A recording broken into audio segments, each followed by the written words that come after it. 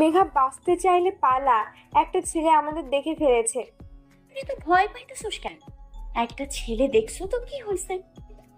তোদের তো জানা আছে মেঘা কি, যদি একটু তেড়ে বেড়ে করে ছেলেটা তাহলে মেঘা তার খেলা দেখ। চিন্তা করিস না, একদম মেরে 1 সপ্তাহের জন্য হসপিটালে শিফট করে আসবো। এখন তো বকর বকর না করে আমাকে আব্বারতে দে। মেঘার কথা শুনে মেহের রাগে ফুসফুস করতে করতে বলে ওঠে, এই মেয়ে, তোমার এত বড় সাহস কে দিয়েছে? তুমি আমাকে বল মেরে হাসপাতালে শিফট করে আসবে 1 সপ্তাহের জন্য? সাহস তো কম না তোমার। নিচে আসো, তোমার সাহসের নমুনা আমি দেখতেছি। বেয়াদব মেয়ে কোথাকার।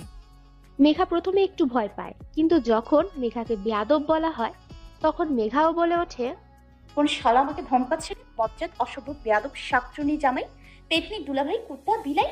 উফ, আমাকে বলে আমি নাকি বেয়াদব মেয়ে। তুই জানোস কাকে বেয়াদব মেয়ে বলছিস? আজকে তোকে আমি মেরে হসপিটালে ভর্তি করে আসবো। ভালো চাস তো সরি বল তাড়াতাড়ি।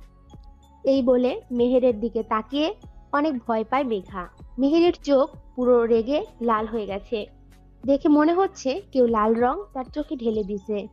মেহের বলে ওঠে, এক্ষুনি নিচে নামো, না হলে ভালো হবে না কিন্তু। মেঘা মেহেরের এরকম রেগে কথা বলা দেখে অনেকটাই ভয় পেয়ে যায়। তারপর নিজেকে কন্ট্রোল করে বলে ওঠে, না হলে কি করবেন? আমার কিচ্ছু করতে পারবেন না আপনি। উল্টো নিজেকে বাঁচাতে চাইলে এখান থেকে চলে যান। মেঘার কথা শুনে মেহের রেগে ফায়ার হয়ে গেছে। রেগে কটমট করতে করতে বলে ওঠে, I don't care who are you, but you don't know who I am. So আমি এখন যা বলছি তাই করো, ওকে? কুইকলি নিচে নেমে এসো। আপনি যা বলবেন আমি তাই করব কেন? হুম আপনি আমার বাবা, ভাই, আঙ্কেল, চাচু, খালু, মামু, বিএফ নাকি ওটি? কোনটা লাগেন যে আপনার কথা শুনবে? আমার বয়ে গেছে আপনার কথা শুনবে। মেহের বলে ওঠে, বুঝছি, সোজা আঙুলে ঘি উঠবে না, আঙুলটা আমায় বেঁকাতেই হবে। হইছে, আপনি আঙুল সোজা করেন আর ব্যাকা করেন, আমার কিচ্ছুটি করতে পারবেন না। হঠাৎ গাছ নড়াতে মেঘা ভয় পেয়ে যায় এবং তাল সামলাতে না পেরে গাছ থেকে পড়ে যায় মেহেরের উপর। মেঘার ঠোঁট মেহেরের ঠোঁটের সাথে লেগে যায়। দুজনেই ঘোরের মধ্যে চলে যায়। এভাবে কতক্ষণ আসিল ঠিক জানা নেই মেঘার। মেঘার ঘোর কাটতেই মেহেরের উপর থেকে সরে দৌড়ে চলে যায়, কিন্তু মেহের এখানেই শুয়ে থাকে। মেহের ভাবতে থাকে, এটা কি হলো? যেখানে মেয়েরা আমায় দেখলেই ভয়ে দৌড়ে পালায়, সেখানে আজকে এই মেয়েটার সাথে লিপ কিস কিভাবে সম্ভব? কোনো মেয়ে আমার হাত ধরলেই যেখানে রাগে ফায়ার হয়ে গেছি, আজকে সেখানে একটা মেয়ের সাথে লিপ কিস? কোনো রাগ হয়নি কেন? মেহেরের ঘোর কাটতেই ভার্সিটিতে প্রবেশ করে, প্রিন্সিপাল স্যারের রুমে চলে যায়। ওইদিকে মেঘাকে এভাবে দৌড়ে আসতে দেখে তানহা আর জুথি জিজ্ঞেস করে কি হয়েছে। মেঘা মনে মনে বলে, যদি ওদেরকে কিছু বলি তাহলে আমার প্রেস্টিজ পাঞ্চার হয়ে যাবে। ওই শালার ব্যাটার জন্য আজকে আমার ফ্রেন্ডের কাছে থেকে কথা লুকাইতে হয়েছে। তোকে তো আমি দেখানি, আমার লিপস করা কাকে বলে? শাকচুনির জামাই কথাকার বজ্জাত বেয়াদব ইডিয়েট ননসেন্স স্টুপিড। মেঘার ভাবনার ছেদ পড়ে তানহার কথায়। তানহা বলে ওঠে, কিরে মেঘা, কি ভাবতেছোস? আমি তো ভাবছি ছেলেটা তোরে আজকে ইচ্ছা মতো ধুইবে। তোর ফিক্কে দেওয়া আমটা যেভাবে তার মাথায় জায়গা লাগছে, আল্লাহ, সেটা কি বলছে রে? আরে ওই শালার ব্যাটার কিচ্ছু বলার সাহস আছে নাকি আমার সাথে কথা বলার? হ্যাঁ, আমার বলছো বেয়াদব মাইয়া? আমি সাথে সাথে অনেক কথা শুনিয়েছি। বেছেরা বোধ হয় আর আমার সামনে হাসবো না। মেঘা তানহা আর জুথিকে কিছুক্ষণ আগে ঘটে যাওয়া ঘটনার কিছুই জানায় না। কিছুক্ষণ পর জুথি বলে ওঠে, আজকে জানোস আমাদের নতুন ইংলিশ টিচার আসবে। আগেরটা তো তুই ভার্সিটি থেকে বাহির করছস, এবারও কি আগের মতো করবি? মেঘা একটু ভেবে বলে, আমি আগে দেখেছি আর কেমন, যদি ভালো লাগে তাহলে আর বাহির করবো না। আর দেখ, আর যদি খারাপ হয়, বকাঝকা দেয়, ধমক দেয়, বেশি টিচারগিরি করে না, তখন বাহির করে দিব, বুঝলি? এই বলে ওরা তিনজনেই শয়তানি মার্কা হাসি দেয়। হাসি থামিয়ে তানহা বলে ওঠে, এখন চল ক্লাসে যায়, না হলে পরে নতুন স্যারের সাথে দেখা করতে পারবো না। এই বলে তানহা হো হো করে হেসে উঠল। তখন মেঘা বলে ওঠে, চল তাড়াতাড়ি, দেখতে হবে তো কি মার্কাস স্যার আবার আসছে। এই বলে তানহা, জুথি, মেঘা ক্লাসে চলে যায়। অন্যদিকে মেহের প্রিন্সিপাল স্যারের রুমে এসে বলে, আসসালামু আলাইকুম স্যার, কেমন আছেন? ওয়ালাইকুম আসসালাম। আলহামদুলিল্লাহ, আমি ভালো আছি। তুমি কি ইশতিয়াক হোসেন মেহের? স্যার, আমি ইশতিয়াক হোসেন মেহের। এখানে নতুন ইংলিশ টিচার হিসেবে আমি জয়েন করেছি। ও হ্যাঁ, মনে পড়ছে, তুমি মেহের। আমি তোমার সকল কাগজপত্র দেখেছি। তুমি অনেক মেধাবী স্টুডেন্ট। আমি তোমাকে আগেই কিছু কথা বলে রাখি। ভার্সিটির মধ্যে কিছু ফাজিল পোলাপান আছে যারা তোমাকে খুব জ্বালাতন করবে। তুমি তাদের বুঝিয়ে পড়াশোনা করাবে, কেমন? মেহের একটা মুচকি হাসি দিয়ে বলে, স্যার, আপনি চিন্তা করবেন না, আমি তাদের বুঝিয়ে পড়াশোনা করাবো। আপনি আমার উপরে বিশ্বাস রাখুন। আমার তোমার প্রতি অনেক বিশ্বাস আছে, তাই তোমাকে একটা চাকরি দিছি। জানি তুমি আমার কথা রাখবে। আচ্ছা, ক্লাসে চলো, তোমাকে স্টুডেন্টের সাথে পরিচয় করে দিয়ে আসি। হ্যাঁ স্যার, চলুন। এই বললেন মেহের আর প্রিন্সিপাল স্যার ভার্সিটির ফার্স্ট ইয়ার ক্লাসের উদ্দেশ্যে হাঁটা দেয়। ক্লাসের ভিতর প্রিন্সিপাল স্যারকে ঢুকতে দেখেই সকল স্টুডেন্ট দাঁড়িয়ে সালাম জানায়। স্যার সালামের উত্তর নেয়, তারপর সবার উদ্দেশ্যে বলেন যে, উনি মিস্টার ইশতিয়াক হোসেন মেহের, তোমাদের নতুন ইংলিশ টিচার। প্রিন্সিপাল স্যার আরো কিছু কথা বলে ক্লাস থেকে চলে যান। প্রিন্সিপাল স্যার ক্লাস থেকে চলে যেতেই মেহের স্টুডেন্টের উদ্দেশ্যে বলে ওঠে, তোমরা এতক্ষণে বুঝে গেছো যে আমি তোমাদের নতুন ইংলিশ টিচার, আর আমার পরিচয় তো প্রিন্সিপাল স্যারই দিয়েছেন। এখন তোমাদের পরিচয়টা আমি জানবো। আজকে কোনো ক্লাস হবে না, আমরা একে অপরের সাথে পরিচিত হব। কাল থেকে ক্লাস স্টার্ট করব। মেহেরের কথায় সকল স্টুডেন্ট ওকে স্যার বলে। সবাই এক এক করে তাদের পরিচয় দেয়। মেহের হঠাৎ খেয়াল করে লাস্টে বসে থাকা একটা মেয়ের ওপর। তখন মেহের মনে মনে ভাবতে থাকে, এটা ওই মেয়ে না যার সাথে আমার লিপ কিস হয়েছিল? ও, তার মানে আমার স্টুডেন্ট। এবার বোঝাবো তোমারে মিস, কত ধানে কত চাল। এই বলে মেহের মুখটা বাঁকিয়ে একটা ডেভিল মার্কা হাসি দেয়। তারপর মেহের মেঘার সামনে গিয়ে বলে ওঠে, এই যে মিস, কি করছেন? আপনার নাম কি?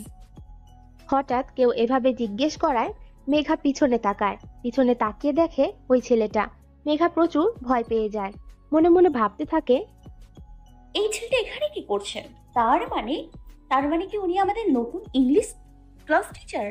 এখন যদি উনি কিছু বলে তাহলে তো আবার পুরো প্রেস্টিজ ফাংশন হয়ে যাবে। আল্লাহ, তুমি আমায় রহম করো। মেঘার ভাবনার ছেদ পড়ল জুথির কথায়। জুথি বলে ওঠে, ওই মেঘা, এটা না ওই ছেলেটা যার মাথায় তোর মারা আম লাগে। আরে হরে, ওই ছেলেটাই আমাদের নতুন ইংলিশ টিচার। স্যার যদি এখন এই ব্যাপারে পানিশমেন্ট দেয় তখন কি করবে? তুই আসলেই একটু বেশি করস। আমি কি জানতাম উনি আমাদের নতুন ক্লাস টিচার? জানলে কি আর এসব করতাম? হঠাৎ কারো ধমকে তানহা, মেঘা, জুথি সহ ক্লাসের সবাই চুপ হয়ে যায়। মেঘা তাকিয়ে দেখেন মেহের স্যার ধমকটি দিয়েছেন। মেহের বলে ওঠে, এই মেয়ে, আমি একটু আগে তোকে জিজ্ঞেস করলাম না তোর নাম কি? কি এত ভাবছিস? আমার কথা কি কানে যায় না? বেয়াদ্দপ মেয়ে কোথাকার। বাবা মা কি শিক্ষা দেয় নাই তোকে যে স্যার কিছু জিজ্ঞেস করলে তার উত্তর দিতে হয়? মেহেরের অপমান সহ্য করতে না পেরে মেঘা মাথা নিচু করে কাঁদতে থাকে। যখন মেহের মেঘার বাবা মায়ের কথা তুলে, মেঘা তখন সহ্য করতে না পেরে ক্লাস থেকে কাঁদতে কাঁদতে দৌড়ে চলে যায়। মেঘের চলে যাওয়া দেখে মনে মনে বলতে থাকে, ইস, আমি কি বেশি কথা বলে ফেলেছি নাকি? মেয়েটা একটু বেশি কষ্ট পেয়েছে। আমি ক্লাস শেষ করে সরি বলবো নে। এই বলে মেহের বাকি সবার পরিচয় জেনে ক্লাস থেকে বের হয়ে যায়। এভাবে সকল ক্লাস শেষ করে। মেহের মেঘাকে খুঁজতে থাকে সরি বলার জন্য। অন্যদিকে মেঘা ক্লাস থেকে বের হওয়ার পর ভার্সিটির পিছনে আম গাছের নিচে বসে অনেকক্ষণ কান্না করে। তারপর মেঘা নিজেই নিজেকে বলে, আরে আমি কেন কান্না করতেছি? শালার বেটা, তোর জন্য আজকে আমাকে হইছে। তুই আমাকে সবার সামনে অপমান করছস, আমি তোকে ছেড়ে দিব না। এর শোধ আমি তুলবই। এই বলে মেঘা নিজেকে স্বাভাবিক করে বাড়ির পথে হাঁটা শুরু করে। কিছু পথ হাঁটার পর সামনে ফুচকাওয়ালাকে দেখে। মেঘা আগে ঘটে যাওয়া সবকিছু ভুলে গিয়ে ফুচকাওয়ালাকে বলে, মামা, আমাকে 1 প্লেট ফুচকা দেন, অনেক ঝাল দেবেন কিন্তু। ফুচকাওয়ালা বলে ওঠে, আচ্ছা আপা মনি দিতাছি, একটু ওয়েট করেন, আগে ওনাদেরকে দিয়া লই। আচ্ছা ঠিক আছে মামা, আমি ওয়েট করতেছি, আপনি তাড়াতাড়ি বানাইয়া আমারে দেন। হঠাৎ মেঘা খেয়াল করলো কতগুলো ছেলে ফুচকা খেয়ে টাকা না দিয়ে চলে যাচ্ছে। এতে মেঘা জিজ্ঞেস করলো, এই যে ভাইয়ারা, ফুচকার টাকা না দিয়ে চলে যাচ্ছেন কেন? ফুচকার টাকা দিয়ে যান। তখন ফুচকাওয়ালা বলে ওঠে, আরে আপা মনি, আমার টাকা লাগবো না, আমি ওদের এমনিতেই খাওয়াই। মামা, এমনিতেই খাওয়ান মানে কি? এটা কি মামার বাড়ির আবদার পাইছেন নাকি যে দিতে বললেই আপনি দিয়ে দিলেন? তখন একটি ছেলে বলে ওঠে, এই মেয়ে, তুই একটু বেশি করতেছস। তুই জানোস আমরা কারা? আমাদের সাথে পাঙ্গা নিতে আসিস না, আমরা রিফাত ভাইয়ের লোক। আমাদের কথা শুনলে যেখানে বড় বড় লোকেরা তাদের চেয়ার ছেড়ে দেয়, সেখানে তুই সামান্য ফুচকাওয়ালা হয়ে আমাদের টাকা নিবে? এই বলে সবাই হো হো করে হেসে ওঠে। ওদের হাসি দেখে মেঘার প্রচুর রাগ উঠে যায়। মেঘা রেগে বলে, তোরা রিফাত টিফাত যারই লোক হোস না কেন, আমার তাতে কোনো মাথা ব্যথা নেই। আমি তোদের বলেছি মামার ফুচকার টাকা দিয়ে যেতে, তার মানে দিয়ে যাবি, তা না হলে তোরা একটাও এখান থেকে যেতে পারবি না। মেঘার কথা শুনে ছেলেগুলোর মধ্যে সাইম নামের একটি ছেলে বলে ওঠে, টাকা না দিলে এখান থেকে যেতে দিব না। কে আটকাবে শুনি আমাদের? তুই? ভালো চাস তুই এখান থেকে চলে যা, না হলে কালকে পত্রিকায় তোর নাম থাকবে, বলবে কাল রাস্তায় কতগুলো গুন্ডা দর্শন করলো একটি মেয়েকে। এই বলে সবগুলো ছেলে হো হো করে হাসতে লাগলো। মেঘা ওদের কথা শুনে প্রচুর রেগে যায়। রেগে গিয়ে পাশে পড়ে থাকা রড দিয়ে ইচ্ছে মতো ছেলেগুলোকে পেটায় আর বলতে থাকে, কি বলি, কালকে পত্রিকা হেডলাইনে আমার নাম থাকবে, তাই তো? আরে আমার নাম তো থাকবেই ধর্ষকদের আর অন্যায়ের বিরুদ্ধে প্রতিবাদ করার কারণে। আর তোর এত বড় সাহস হয়েছে কিভাবে আমার দিকে কোন নজরে দেখাস? ধর্ষণ করে রাস্তায় ফেলে রাখবি, তাই না?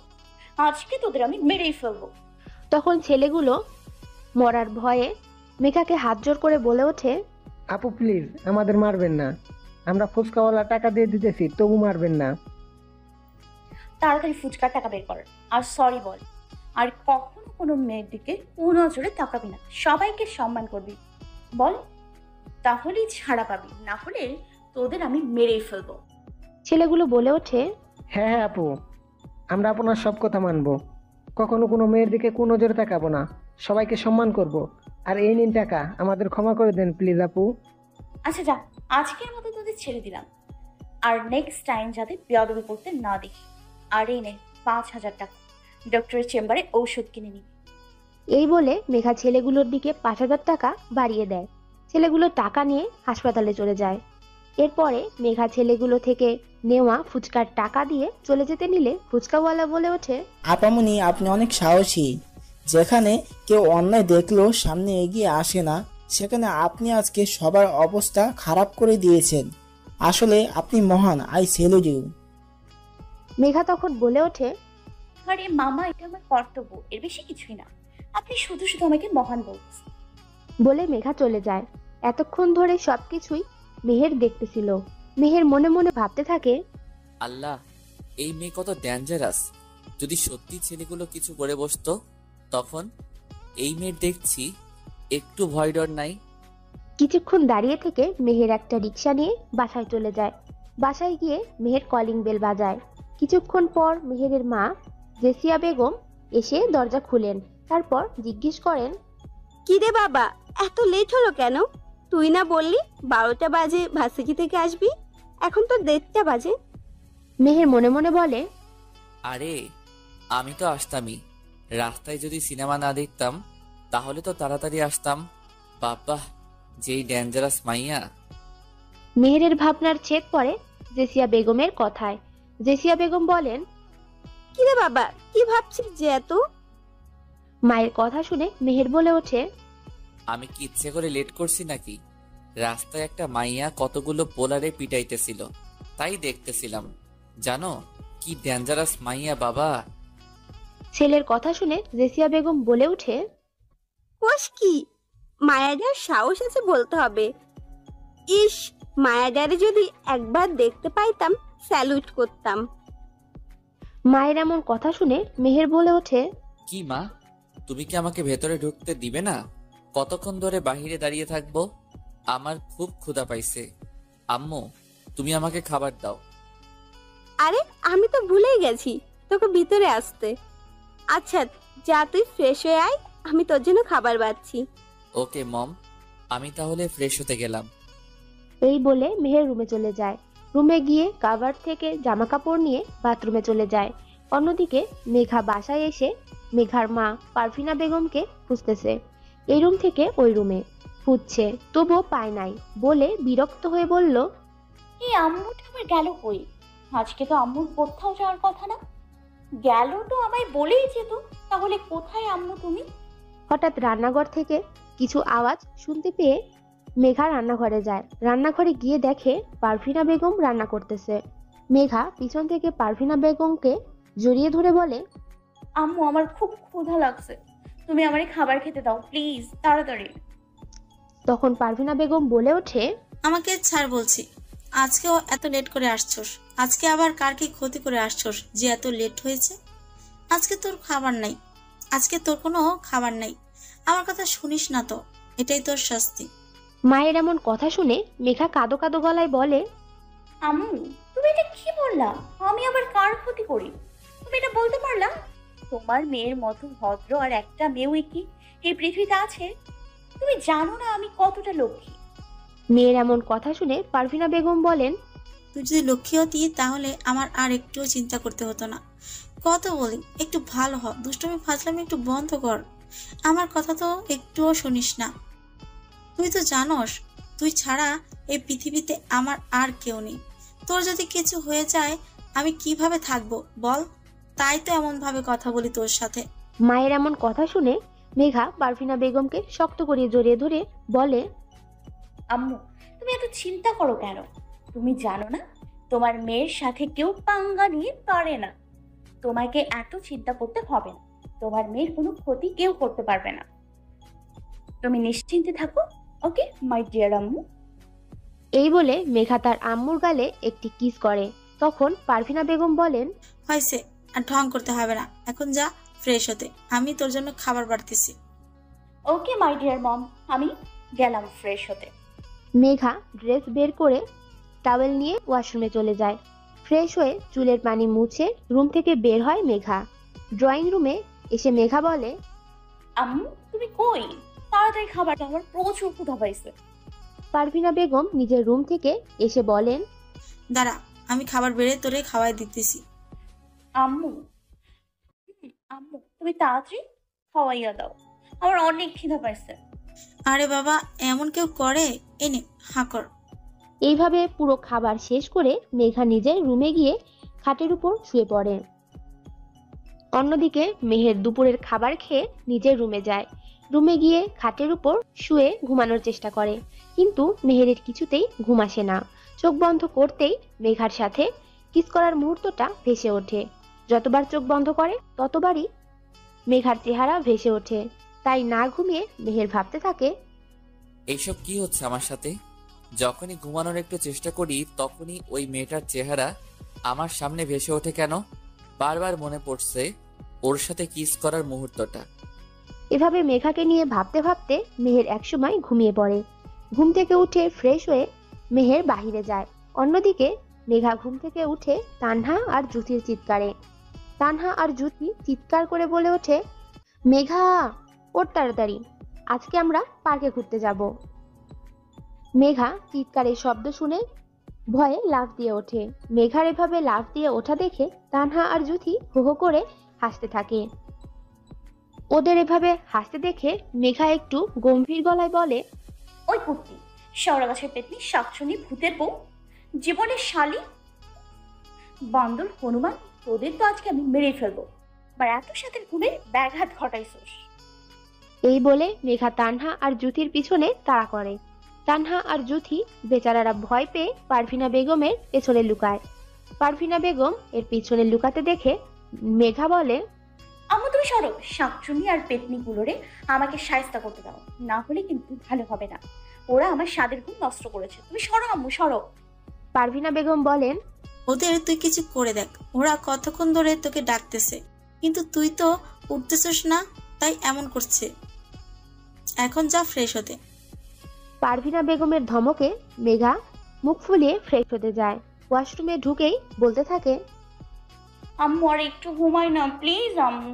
শেওড়া গাছের পেতনি, শাকচুনি, হারামি, কুত্তি, বিলাই, লাল ভবিষ, শয়তানের বউ, তোদের তো আমি পরে দেখে নিব। আমার এত স্বাদের ঘুম। মেঘা ওয়াশরুমে ঢুকেছে প্রায় 25 মিনিট হয়ে গেছে।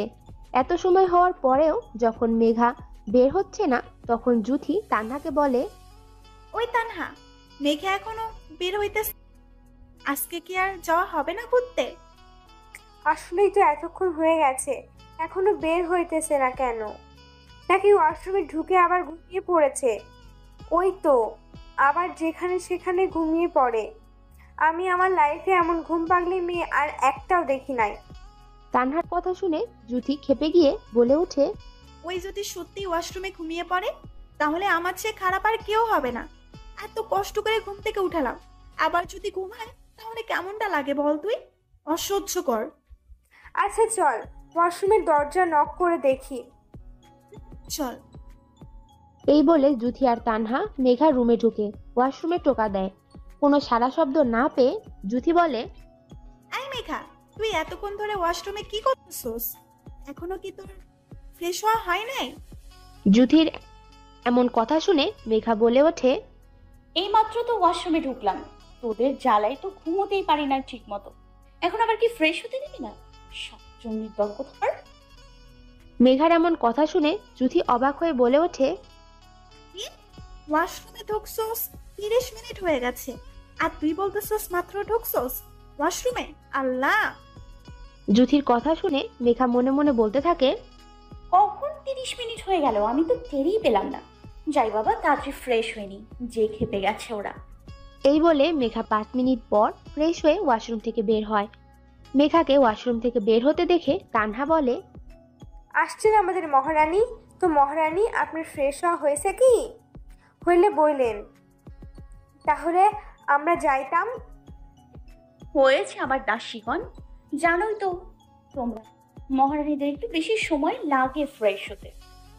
এই বলে মেঘা একটা শয়তানি মার্কা হাসি দিয়ে জুথি বলে ওঠে, হয়েছে মহারানী, এখন রেডি হয়ে আমাদের উদ্ধার করুন। 10 মিনিট পর রেডি হয়ে পারভিনা বেগমকে বলে মেঘা, জুথি, তানহা বাড়ির বাহিরে আসে। তারপর ওরা 3 জন একটি অটোতে উঠে একটা পার্কে যায়। অটো ভাড়া দিয়ে পার্কের ভেতরে ঢুকে যায় ওরা 3 জন। তারপর পুরো পার্কে ঘুরতে থাকে ওরা। কিছুক্ষণ পর ওরা 3 জন একটা বেঞ্চের উপর বসে। জুথি একটা কাপলদের দেখে বলে, ইস, কবে যে আমি আমার লাইফ পার্টনারের সাথে ঘুরবো, একসাথে বাদাম খাবো, গল্প করব। জুথির কথা শুনে তানহা একটু মুচকি হেসে বলে, আহারে, চিন্তা করিস না, যখন রোহান দেশে আসবে তখন তো ঘুরতে পারবি। রে, কবে যে এই রেহানটা আসবে দেশে, ভালো লাগে না কিছু। আরে কান্না করিস না, আসবে তো। ওদের এইসব কথা শুনে মেঘা বলে, তোদের তো তাও আছে, ঘুমোতে পারিস না তো প্রবলেম নেই, কথা তো বলতে পারোস। আমি। মেঘা আর বলে না, চুপ করে থাকে। মেঘার চুপ করে থাকা দেখে তানহা বলে ওঠে, আচ্ছা মেঘা, তুই এখনো কি সেই ছেলেটার জন্য পড়ে থাকবি? নতুন কারোর সাথে জড়াবি না? তানহার কথা শুনে মেঘা মুচকি হেসে বলে, তোরা তো জানোসই যে আমি সেই ক্লাস 6 থেকে হোসেনকে ভালোবাসি। ও তখন এসএসসি পরীক্ষার্থী ছিল। আমি বারবার বলার চেষ্টা করেছি যে আমি ওকে ভালোবাসি, কিন্তু কিছুতেই বলতে পারি না। আমি হোসেনকে ছাড়া আর কাউকে ভালোবাসতে পারবো না রে। তানহার মেঘার মুখের দিকে তাকিয়ে দেখে মেঘা মন খারাপ করে ফেলছে। তাই কথাটা ঘোরানোর জন্য তানহা বলে ওঠে, আচ্ছা, অনেকক্ষণ ধরে তো বগর বগর করতেছি, চল এখন বাদাম খাই। মেঘা আর জুথি দুজনে বলল, চল বাদাম নিয়ে আসি, তারপর গল্প করা যাবে না। এই বলে ওরা বাদামওয়ালাকে খুঁজতে থাকে। কিছুক্ষণ পর বাদামওয়ালাকে খুঁজে পায় ওরা। তারপর বাদামওয়ালার সামনে যায় ওরা। বাদামওয়ালাকে উদ্দেশ্য করে তানহা বলে, মা 30 টাকার বাদাম দেন।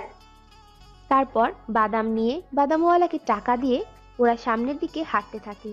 হঠাৎ তানহা বলে ওঠে, ওই মেঘা, ওই ছেলেটা না আমাদের নতুন ইংলিশ টিচার, মানে মেহের স্যার না।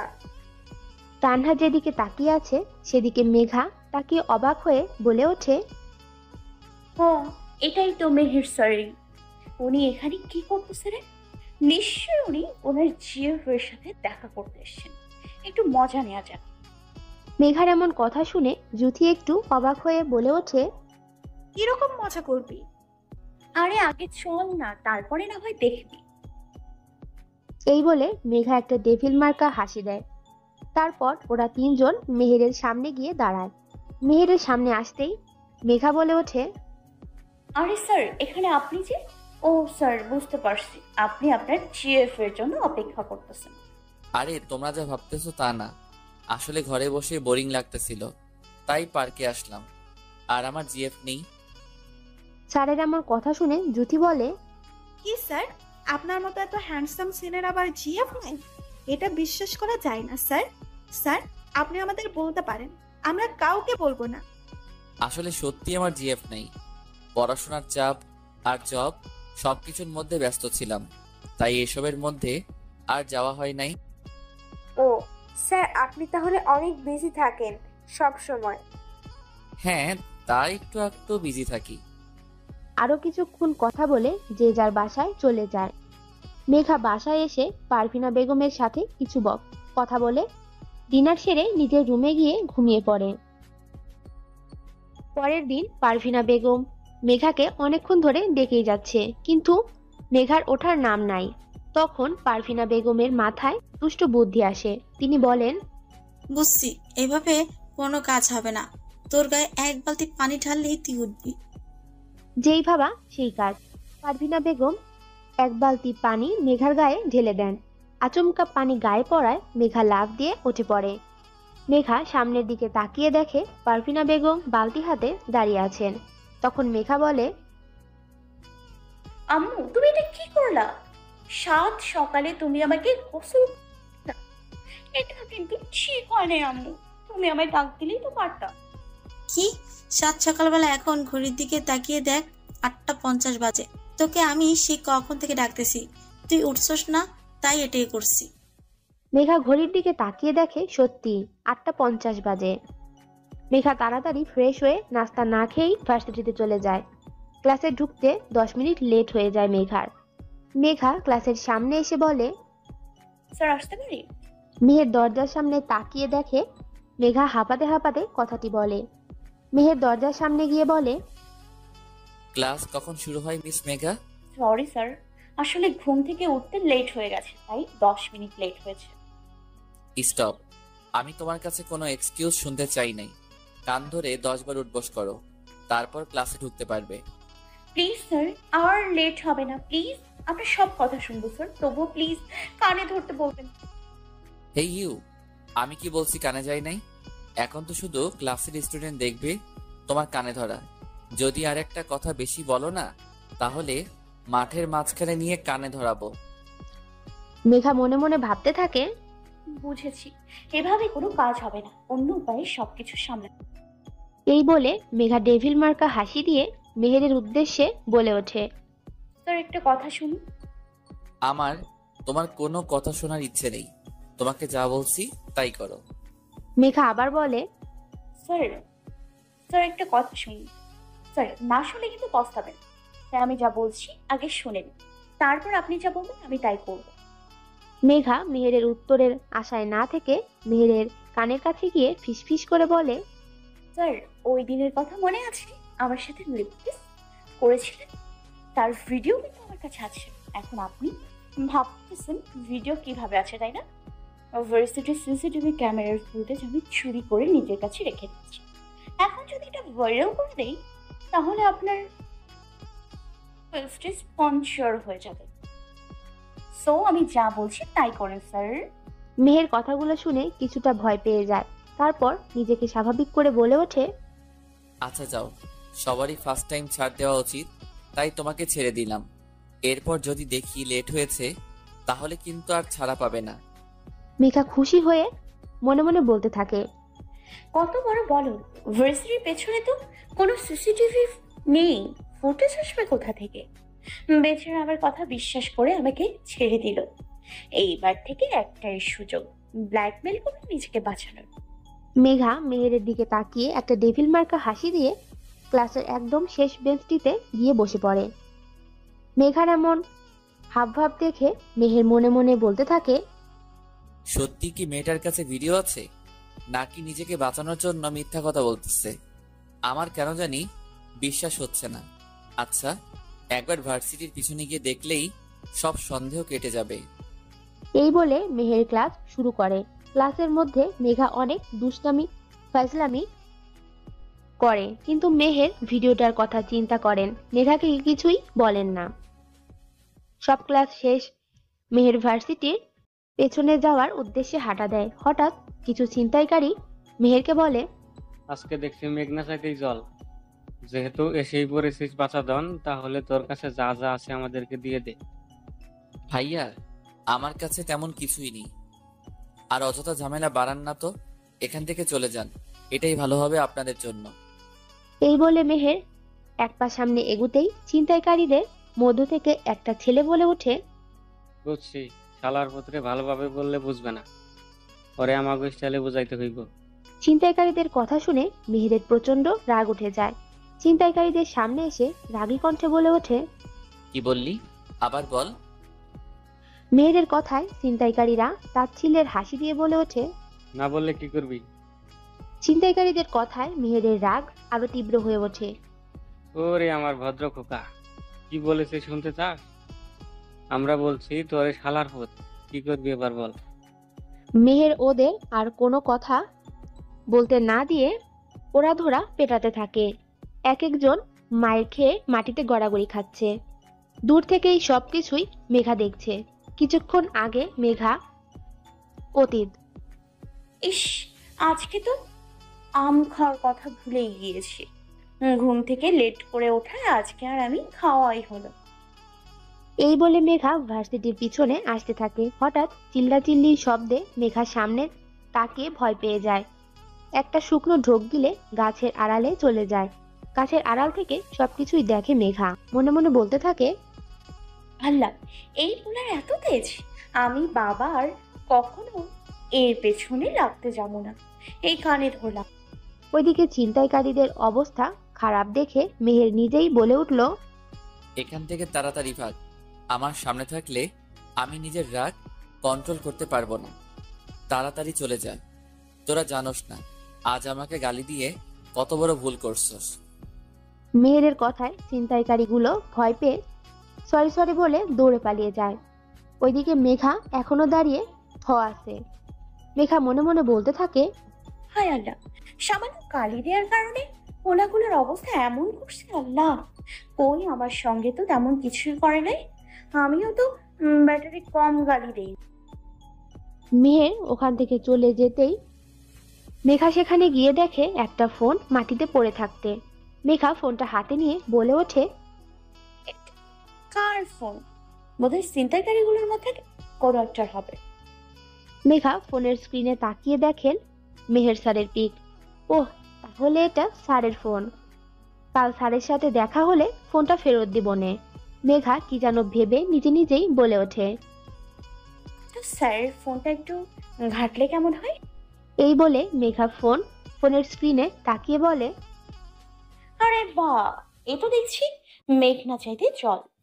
একদিক দিয়ে ভালোই হলো ফোনের লক না থাকায়। মেঘা ফোনের সব অ্যাপসে ঢুকে ঘাটাঘাটি করে। লাস্টে কি যেন মনে করে গ্যালারিতে ঢুকে। মেঘা মেহেরের প্রত্যেকটা ছবি দেখে বারবার ক্রাশ খাচ্ছে। আল্লাহ, কি কিউটের ডিব্বারে ভাই, ইচ্ছে করে চকলেটের মতো চিবিয়ে খেয়ে ফেলি। হঠাৎ একটা পিকের উপর চোখ যেতেই মেঘা অবাক, এর চরম পর্যায়ে পৌঁছে যায়। অনেকক্ষণ পিকটার দিকে তাকিয়ে থাকে মেঘা। কখন যে চোখ দিয়ে পানি এসে পড়ে মেঘা তা বুঝতে পারে না। মেঘা চোখের পানি মুছে মৃদু হেসে বলে, হোসেন, আমার হোসেন, আজ আমি তোমাকে খুঁজে পেয়েছি। মেঘা খুশি মনে বাড়ি ফিরে যায়। বাড়ির দরজা খুলতেই মেঘা পারভিনা বেগমকে জড়িয়ে ধরে অনেক চুমু দেয়। আচমকা মেয়ের এমন ব্যবহারে পারভিনা বেগম অবাক হয়ে জিজ্ঞেস করেন, কি ব্যাপার, আজকে আমার মেয়েকে এত খুশি দেখাচ্ছে কেন? মায়ের এমন চিন্তা করতে দেখে মেঘা ফিক করে হেসে দেয়। হাসতে হাসতে মেঘা বলে, আম্মু, আজকে আমি অনেক খুশি, অনেক খুশি। ইচ্ছে তো করছে আমার এখন লুঙ্গি ডান্স দিতে। মেয়ের এমন কথা শুনে পারভিনা বেগম অনেক অবাক হয়। মেঘাকে জিজ্ঞেস করেন, তোরা তো খুশি হওয়ার কারণ কি, আমি কি জানতে পারি? মা জানো, আজকে আমি আমার ভালোবাসার মানুষকে খুঁজে পেয়েছি। তুমি জানো, আমি আজকে হোসেনকে খুঁজে পেয়েছি। পারভিনা বেগম ভ্রু নাচিয়ে বলে ওঠেন, হোসেনকে ভালোবাসার মানুষ মানে? মায়ের কথা শুনে মেঘার ঘোর কাটে। মেঘা জিভে কামড় দিয়ে বলে, না আসলে মা, মানে না কিছু না আম্মু, মুখ ফুসকে ভুলে বলে ফেলেছি। মুখ ফসকে বলেছে তাই না? বুঝি বুঝি, সব বুঝি। মায়ের এমন কথা শুনে মেঘা কিছুটা ভয় পেয়ে যায়। কাঁদো কাঁদো ফেস নিয়ে পারভিনা বেগমের দিকে তাকায়। মেয়ের এমন অবস্থা দেখে পারভিনা বেগম হো হো করে হেসে ওঠেন। মা কিভাবে হাসতে দেখে মেঘা অবাক হয়ে পারভিনা বেগমকে জিজ্ঞেস করে, আম্মু তুমি হাসতেছো কেন? কি ভেবেছিলেন আমি বকবো তোকে? আরে পাগল, আমি উল্টো খুশি হয়েছি যে তুই তোর ভালোবাসার কথা আমাকে বলছস। মায়ের এমন কথা শুনেন মেঘা পারভিনা বেগমকে জড়িয়ে ধরে বলে, আমার লক্ষ্মী আম্মু। এভাবে আরো দুষ্টু মিষ্টি কথা বলতে থাকে। রাতে ডিনার সেরে মাত্রই মেঘা তার রুমে বিছানায় ঢপ করে শুয়ে পড়ে আর ভাবতে থাকে, ইস, ওনার সাথে বেশি খারাপ ব্যবহার করে ফেলেছি। নিশ্চয় আমাকে ক্ষমা করবে না। আমি এখন থেকে আর ওনাকে জ্বালাবো না। সামনে বসন্তের উৎসবে ওনাকে আমার মনের কথা বলবো। এসব কথা ভাবতে ভাবতে মেঘা ঘুমিয়ে পড়ে।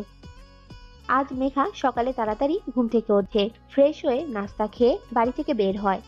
বটতলার নিচে দাঁড়িয়ে জুথি আর তানহার জন্য অপেক্ষা করতে থাকে। কিছুক্ষণ পর জুথি আর তানহা কে আসতে দেখে। মেঘা ওদের সামনে যায়। মেঘা সামনে যেতেই জুথি বলে, ওই তানহা, আজকে সূর্য কোন দিকে উঠেছে রে? আজকে সূর্য বোধহয় পশ্চিম দিকে উঠছে। এই বলে তানহা আর জুথি দুজনেই হো হো করে হাসতে থাকে। ওদের হাসতে দেখে মেঘা চরম বিরক্ত হয়ে বলে, শুরু হয়ে গেছে তোদের ড্রামা। আল্লাহ জানে তোরা আমার ফ্রেন্ড কিভাবে হলি। আচ্ছা বাদে, যার জন্য তোদের এত তাড়াতাড়ি ডেকেছি। বল, কি এমন কথা যার জন্য এত সকালে দেখেছেন আপনি? তারপর মেঘা কালকের সব ঘটনা ওদের বলে। তখন জুথি বলে, এইবার তো ভাইয়াকে তক্ষ স্যারকে বল তোর মনের কথা, না হলে আবারও হারাবি ভাই। আমি আর হোসেনকে হারাতে দিব না, ওকে আমার নিজের করে নিব। আমি ভাবছি বসন্ত উৎসবের দিন হোসেনকে আমার মনের কথা বলবো। বেশি দেরি হয়ে যাবে না। আরে আমি তো আগেই বলতাম, কিন্তু স্যার তো আমাকে মোটেও পছন্দ করেন। এই কয়েকদিনে স্যারের মন জয় করব, তারপরে বসন্তের দিন বলবো আমার মনের কথা, বুঝলি? বুঝলাম। আচ্ছা চলো এখন ভার্সিটির দিকে যাই। তারপর ওরা তিনজন ভার্সিটিতে চলে যায়। ক্লাসের লাস্ট বেঞ্চে বসে জমিয়ে আড্ডা দিচ্ছে ওরা তিনজন। আড্ডার মাঝখানে তানহা বলে, ওই মেঘা, তুই কি স্যারের ফোন ফেরত দিছোস? তানহার কথা শুনে মেঘা বলে ওঠে, আচ্ছা, আমি তো খেয়ালই করিনি যে আমার কাছে স্যারের ফোন। তার মানে তুই স্যারের ফোন ফেরত দিস নাই?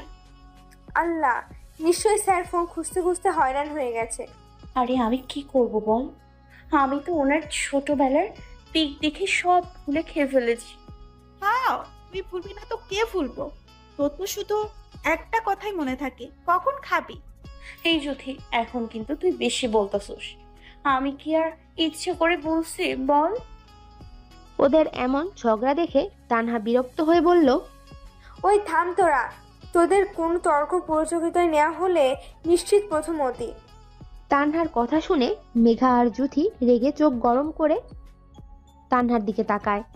মেঘা আর জুথি কিছু বলার আগেই তানহা আবার বলে, এখন কি ঝগড়া করবি? এটুকু মনে রাখ, স্যারের ফোন আমাদের কাছে, যদি স্যার রেগে যান। তানহার কথা শুনে মেঘা আর জুথি কিছুটা ভয় পেয়ে যায়। প্রায় 5 মিনিট পর নীরবতা ভেঙে মেঘা বলে, আচ্ছা, আমার মাথায় অনেক সুন্দর আইডিয়া আসছে। কি আইডিয়া? দেখ, আমি যদি স্যারকে ফোন দিই তাহলে স্যার অনেক কিছু জিজ্ঞেস করবে আর অনেক অপমানও করবে। তোরা তো জানোস আমাকে কেউ অপমান করলে আমি তা একদম সহ্য করতে পারি না। আমিও অপমানের জবাব দিই। আমি চাই না স্যারের কাছে আরো খারাপ হই। তাই বলছি কি জুথি, তুই ফোনটা স্যারকে ফেরত দিবি। কি? আমি? তুই দিবি। আমি জানি তুই পারবি, তাই তোকে কাজটা করতে হবে, বুঝলি? বুঝছি, আমাকেই দিতে হবে। কিন্তু স্যারকে ফোন দেওয়ার সময় স্যার যদি জিজ্ঞেস করে আমি ফোন কোথায় পাইছি, তখন কি বলবো আমি? তোর মাথায় আসলে কোনো বুদ্ধি নেই। যে কোনো একটা কাহিনী বানিয়ে দিবি, প্রবলেম সলভ, বুঝলি? আমি কি কাহিনী বানিয়ে বলবো? যদি ধরা খাই তখন? হায় আল্লাহ, একটা কাহিনী বানিয়ে বলতে পারে না যে সে ইউনিভার্সিটিতে পড়ে। ওই, তোকে কে বলছে আমি কাহিনী বানিয়ে বলতে পারি না? আমি তো স্যারকে দেখলেই ভয় পাই।